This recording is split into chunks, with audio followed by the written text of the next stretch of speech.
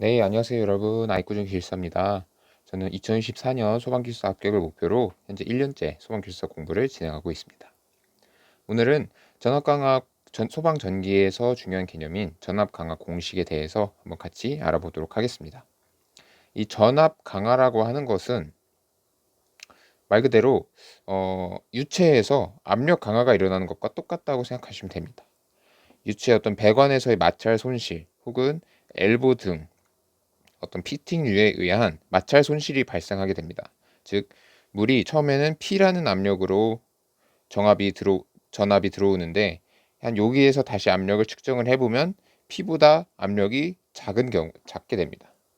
그 이유는 이런 배관 측면에서의 어떤 마찰과 그리고 이런 흐름이 바뀌는 등 그리고 낙차 즉 높이 차이가 생겨서 이 압력이 줄어들게 되는 것입니다. 전기에서도 똑같습니다. 전기도 어떤 이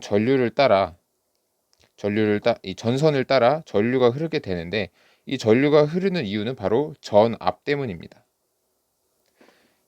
그냥 저희가 전선을 볼 때 이게 무슨 압력이 있겠어라고 생각을 하지만 이 어떤 전원에 의해서 고압의 전기가 나가고 이것이 도달하는 지점은 이 전선에서의 어떤 요인에 의해서 전압이 떨어지게 됩니다. 이것을 공식으로 나타낸 것이지요. 한번 같이 유도해 보도록 하겠습니다. 전압 강화 공식은 일단 전압은 우리 많이들 알고 계신 옴의 법칙을 일단 먼저 써줍니다. 이 전압 강화에서는 이 V가 아닌 주로 E를 씁니다.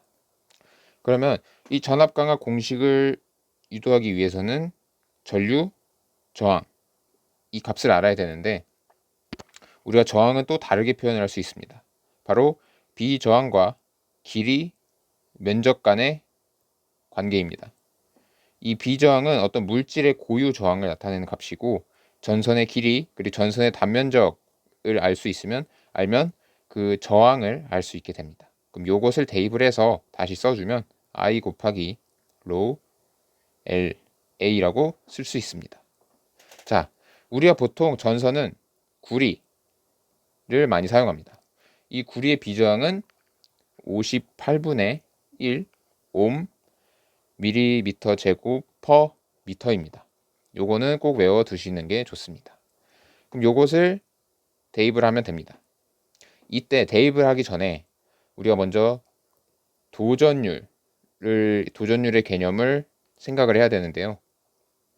이 굴이라는 것도 전기 전도성이 좋은 물질이지만 아무튼 이 전압이 가면서 전압이 떨어지게 됩니다. 이 내부의 금속 원자들에 의해 전자가 충돌을 하면서 전압이 떨어지게 되는 것인데 그래서 이 그러니까 실제 전류가 얼마나 잘 흐르는지를 반영을 하기 위해서 실제 전류가 어떻게 흐르는지를 반영하기 위해서 도전율을 곱해주는데 이 전압 강화라는 것은 도전율이 좋을수록 어떻게 될까요? 도전율이 좋으면 그만큼 전압 강화는 덜 일어납니다. 도전율이 높으면 전압 강화는 덜 일어납니다. 하지만 실제 구리의 이 비저항 실제 구리는 이보다 비저항이 더 크게 됩니다. 이를 반영해 주기 위해서 도전율이 보통 97%라고 하는데 이것을 곱해 주는 것이 아니라 나눠 줘야 됩니다. 그래야 이 비저항 값이 좀 더 커지기 때문이죠. 좀 이해가 안 되실 수도 있는데 일단은 이렇게 알고 계시고 다시 비저항을 다시 전압 강화를 유도해 보도록 하겠습니다. 자, 그러면 E는 이 비저항을 대입을 하면 58분의 1 곱하기 0.97분의 1 그리고 ILA를 써줘야겠죠. ILA입니다. 그래서 이것을 계산하면 이 숫자를 계산을 하면 0.0178이 됩니다. 그리고 ILA입니다. 이것을 소수점이 너무 많으니까 이것을 분수 형태로 1000분의 A 17.8 IL 이렇게 많이 써줍니다. 이것이 전압 강화에서 가장 기본적인 공식입니다. 근데 여기서 또 제가 제목에 썼듯이 단상 2선식, 단상 3선식, 그리고 삼상 3선식을 썼습니다. 제가 이걸 쓴 이유는 바로 이 종류에 따라서 전압 강하 값이 달라지기 때문입니다. 이 17.8의 경우에는 단상 3선식일 때의 전압 강하입니다. 그러면 3상일 때는 루트 3을 곱해주면 됩니다. 루트 3을 여기다가 곱해주면 되고 1000분의 A, 그리고 단상 2선식의 경우에는 곱하기 2를 해주면 됩니다.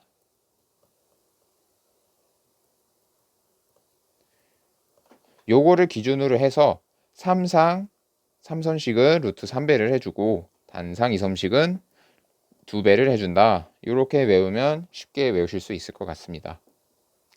네, 이상으로 전압강하 공식, 소방전기에서 전압강하 공식을 간단하게 알아보았습니다. 이것을 유도하라는 문제도 10점짜리로 심심치 않게 출제가 됩니다. 그래서 이 유도 과정을 반드시 잘 알아두시고 이것을 좀 답안지에 깔끔하게 적을 수 있게 하는 것이 좋겠습니다.